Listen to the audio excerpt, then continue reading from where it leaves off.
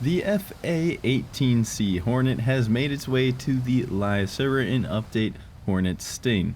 Don't get offended if for the rest of the video I leave out the A and just say F-18 Hornet. I want to put that out there right now. I know it's the FA-18.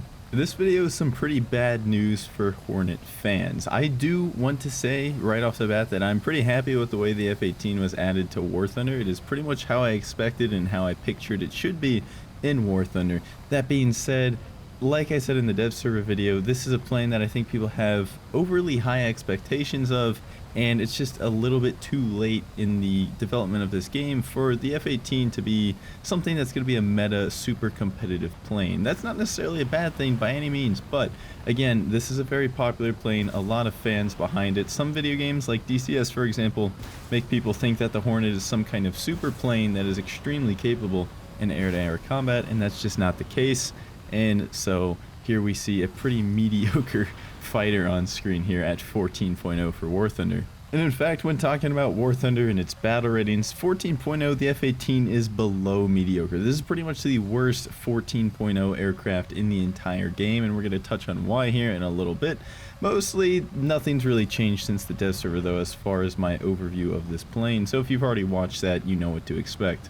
I do want to say, as always, that you can still see plenty of success in the F-18 and really any top tier combat. If your plane has Fox 3s, you can do well in it. You can get an occasional game or maybe several string of games where you do pretty well, get a lot of kills, but that's not to say that the plane is good when you compare its objective attributes to other aircraft peer-to-peer for its battle rating. And some people in the comments get tired of hearing me talk about the meta and what's competitive and all that. And I understand people play this game just for fun. I totally get that. If you want to play the F-18 for fun, I understand.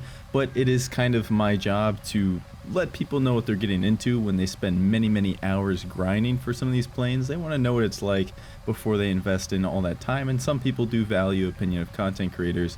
So I figured I'll just put my opinion out there for those who are preparing to grind for this plane. Another important thing to keep in mind when you're talking about top tier planes, some people really think that you have to have, like 50 plus, 100 plus games in an aircraft to have a valid opinion on it.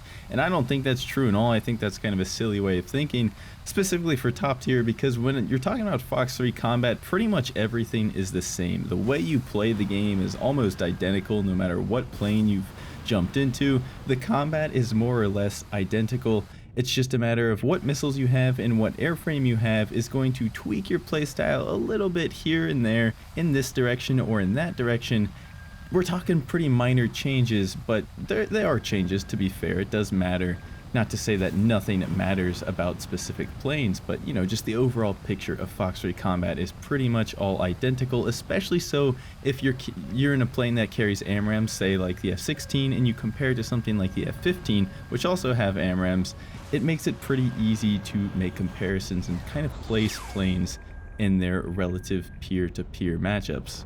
And so all of that to say that I probably have like less than 20 matches in the F-18, and I don't really plan on playing anymore. I have more than enough games to understand how this plane plays, what it's stacking up against, how it's stacking up against other planes, and I've played all the other top tiers. I don't need to spend 100 games in the Hornet to actually know what this thing is like.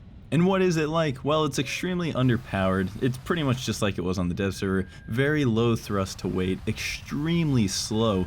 And fun fact about the Hornet, with its 10 AMRAAM pylon loadout, it should not be able to reach Mach 1 on the deck, but it goes over Mach 1 on the deck in War Thunder, so it is possible this plane gets nerfed to even lower speed in the future with a full load of AMRAAMs. That aside, again, it's very slow. You'll pretty much never get past Mach 1.2 in practice in a real match. Very slow acceleration, very slow time to climb. It's just slow, especially so for 14.0. This plane really as is right now could be 13.7 in my opinion, and if it didn't have 10 AMRAAMs, it could even be 13.3 if it had maybe like 6 AMRAAMs. But as of right now, I think it should be 13.7. 14.0 is kind of hilarious when you think about things like the F-15E, the Rafale, the Eurofighter. The F-18 is not on their level whatsoever. The other big gripe I had with the F-18 on the dev server, besides its flight performance, which is the expected flight performance, was the radar, and the radar had the problems that the Eurofighter Typhoon had that I always had an issue with as well, where it just kind of like locks onto nothing in the middle of the sky. It can't decide what it wants to lock onto. I believe the term we're using for this is called ghosting, where your little green box like you see on the screen right now for the radar is just on some random piece of the sky where there's no missile, no plane, no contact whatsoever, but it gets hung up on these random spots in the sky. And the F-18 has this issue extremely prominent. Now I will say that GAIJIN has done something to some of the radars for some of these planes. I'll pop them up on the screen here, where they give them something called TWS Plus, and this is a radar mode that allegedly is going to make this effect a little less prominent from my understanding of it anyways.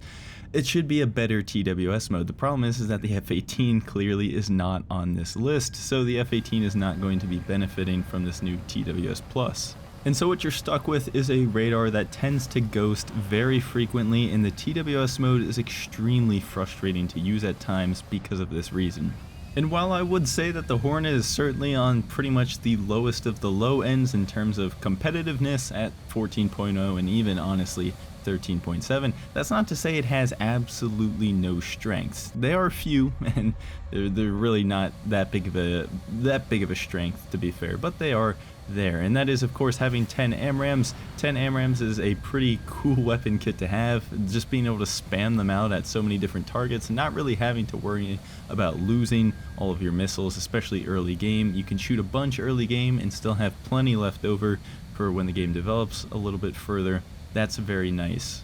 And then the other really cool thing about the Hornet is the AOA limiter switch that some of the planes this update have received, the Hornets included, where you can kind of turn off your AOA limiter and pull as hard as the plane lets you. You do have to be careful though, because you can rip your wings pretty easily if you're going fast, if you're doing a hard pull. So don't do anything too crazy with a lot of speed, but it's especially useful at low speed in dogfights. This plane's already not really good at sustained fighting anyways. It loses speed way too quickly, so just being able to full send with the AOA limiter off and trying to get that first turn, second turn kill is sometimes actually useful. I have used it in real world scenarios while playing this plane.